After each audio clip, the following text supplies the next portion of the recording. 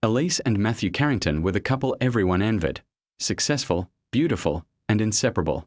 But behind their polished smiles and perfect life was a toxic secret that neither of them would survive. When Elise was found dead in her kitchen, all eyes turned to Matthew. What unfolded next was a chilling descent from love to lies, and from heartbreak to a calculated plan laced with poison. Everyone in Willow Creek believed Matthew and Elise Carrington were the perfect couple.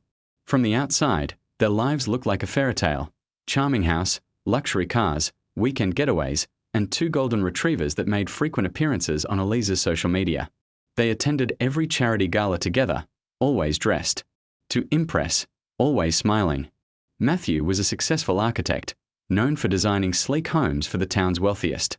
Elise owned a flourishing flower shop, inherited from her grandmother, and her creative arrangements were the talk of every local event. People admired their love story, high school sweethearts who built a life together from scratch.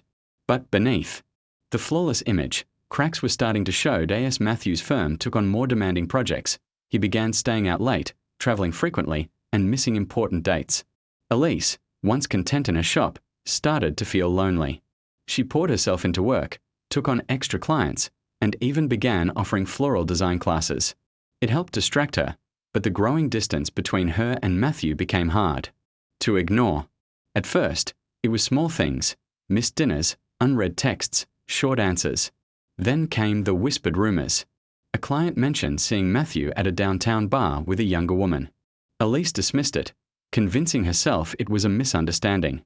But doubts had started to creep in. Elise started checking Matthew's phone when he wasn't looking. She found nothing solid, just vague messages and calendar entries that didn't match what he told her. Still, the unease grew. One evening, she came home early and found Matthew already asleep, his phone buzzing. On the nightstand, the screen lit up with a message from someone named L.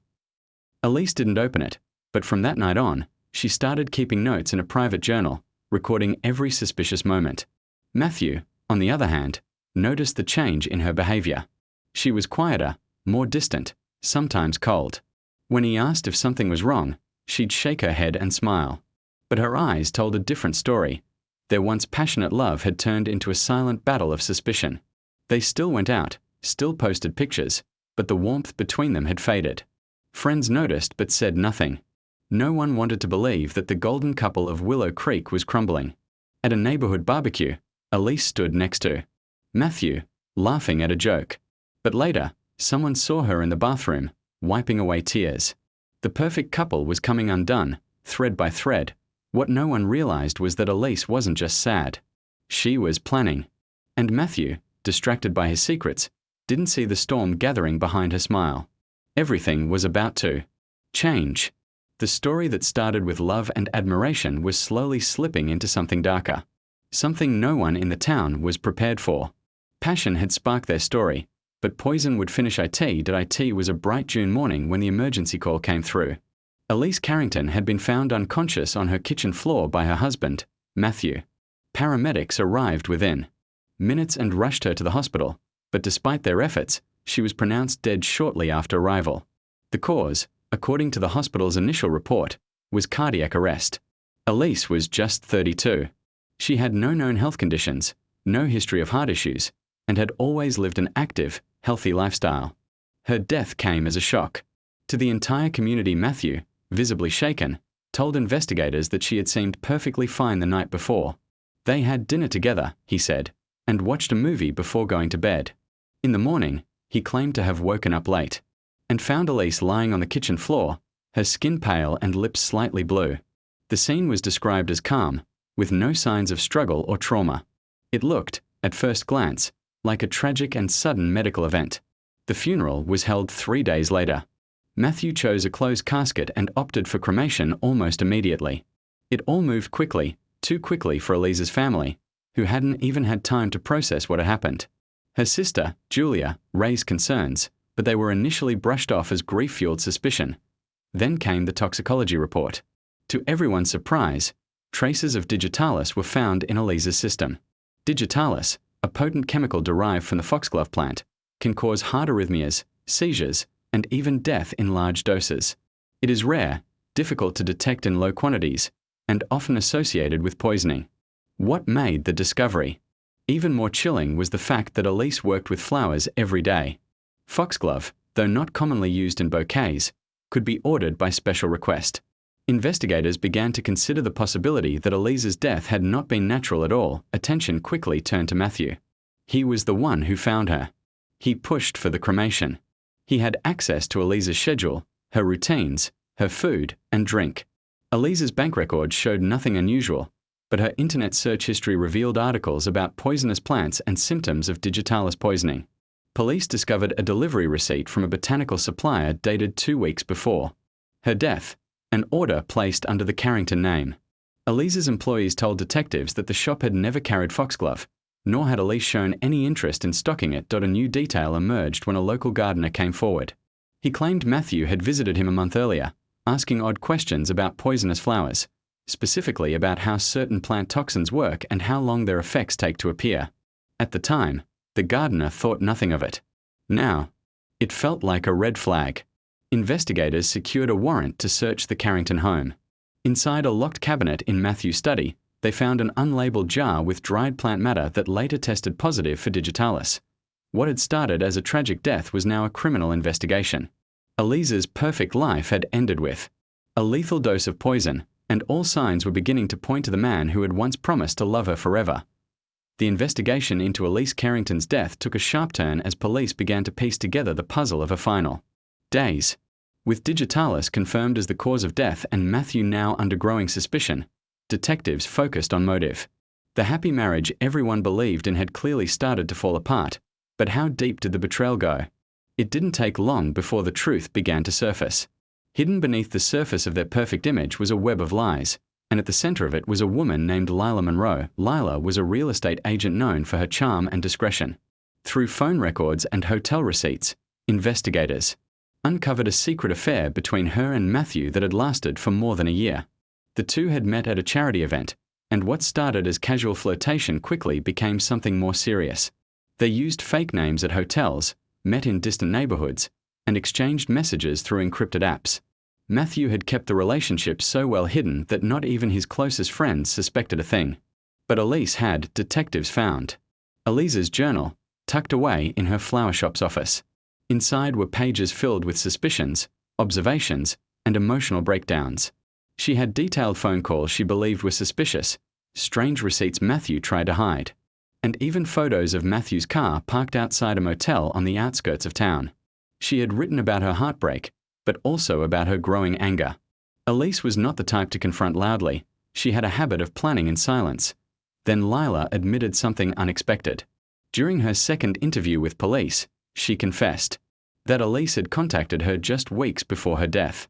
Elise had sent her a carefully worded message, letting her know she was aware of the affair.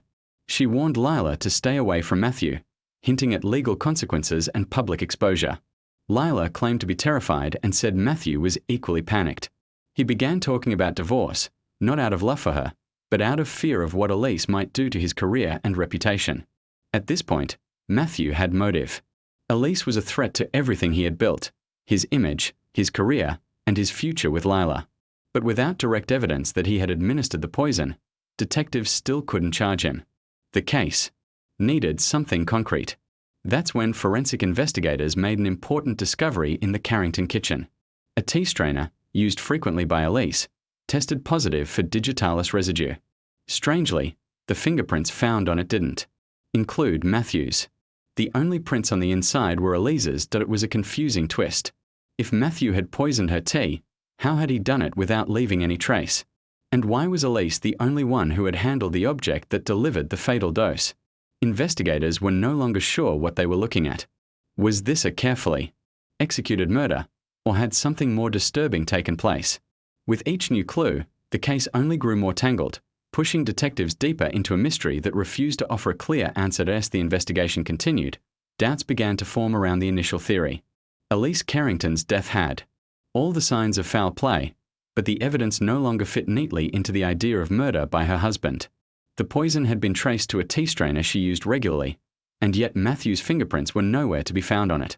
No signs of forced entry, no tampered food containers, no digital messages directly implicating Matthew. And more detectives studied Elise's journal, the more it painted a picture of a woman consumed not only by heartbreak but by a deep desire for control. She had been betrayed, yes. But something about the way she recorded events, the precision of her notes, the intensity of her words, suggested she wasn't just mourning the loss of her marriage. She was plotting something. Elise had written about ways to make Matthew regret what he'd done. There were pages where she explored legal options, but also others where she talked about revenge that went beyond the courtroom. What started as heartbreak seemed to evolve into a plan. Her search history supported this theory. She hadn't just researched poisonous plants. She had looked into symptoms, timelines, and how certain toxins metabolize in the body. One particular search stood out to investigators. How long can digitalis be detected after ingestion? It wasn't the kind of question a victim might casually stumble upon. It was deliberate, calculated. Things took another strange turn when detectives finally cracked into Elise's encrypted note app. Among ordinary grocery lists and reminders, they found a saved draft titled "If He Thinks I'm Weak." The entry was chilling. Elise had written step-by-step instructions on creating a harmless-looking herbal tea that included a diluted dose of digitalis. The intention seemed clear.